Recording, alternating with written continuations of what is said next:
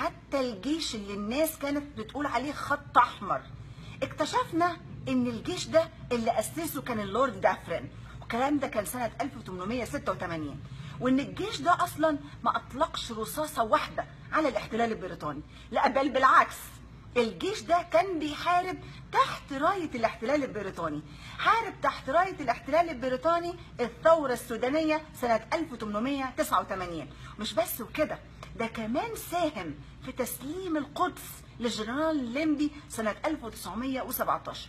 يعني الجيش سلم فلسطين للبريطانيين اللي سلموها بالتالي للصهاينة. عرفتوا حجم الكارثة؟ يعني خطر محطوط تحت جلد مصر، فيروس مزروع في مصر. عارف ليه الإنجليز حلوا جيش عرابي لما احتلوا مصر سنة 1882 وحلوا الجيش ده سنة 1886؟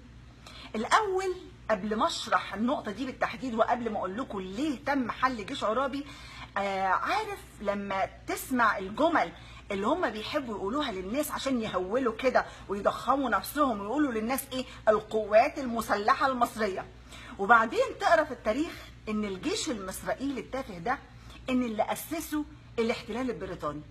تخيل كده معايا، انا بقول تخيل، كتاب تاريخ صادق ما بيكذبش عليك، مكتوب فيه الجملة التالية: تعود البداية الثانية للجيش المصري إلى سنة 1886 بعد الاحتلال البريطاني، حين قرر الاحتلال التخلص من جيش عرابي وإنشاء جيش جديد موالي لبريطانيا.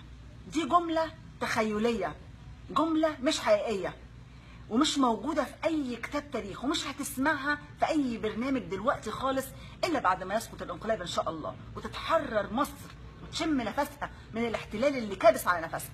لكن تصور لما الحقيقة دي تتقال. يعني والسؤال بقى دلوقتي لكل اللي بيكتبوا التاريخ، كتب التاريخ بتاعت المدارس، والكل اللي بيمجدوا في الجيش الإسرائيلي: هو انتوا ليه مش بتتكلموا عن مرحلة تأسيس الجيش الإسرائيلي؟ وليه مش بتقولوا ان الاحتلال البريطاني هو اللي عمله؟ ليه مش بتقولوا ان الجيش ده اصلا شارك في تسليم القدس للاحتلال البريطاني؟ يعني سلم مصر الرسول عليه الصلاة والسلام للجنرال البريطاني، يعني هو سبب في احتلال فلسطين. ليه مش بتقولوا ان الجيش المجرم ده حارب قوات الخلافة العثمانية، حارب القوات مع القوات البريطانية سنة 1916 و1917 لما القوات العثمانية كانت عايزة تحرر مصر من الاحتلال البريطاني؟ ليه كتب التاريخ بتاعتكم دي ما بتقولش ان الجيش ده حارب المسلمين في السودان تحت راية بريطانيا؟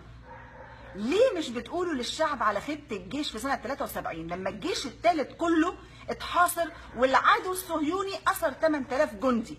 ليه مش بتقولوا للناس ان نائب قائد القوات الأمريكية في حرب الخليج كان بيقول على الجيش الإسرائيلي: المهام التي أسندت إليهم كان يمكن لأي عاهرتين منهكتين القيام بها؟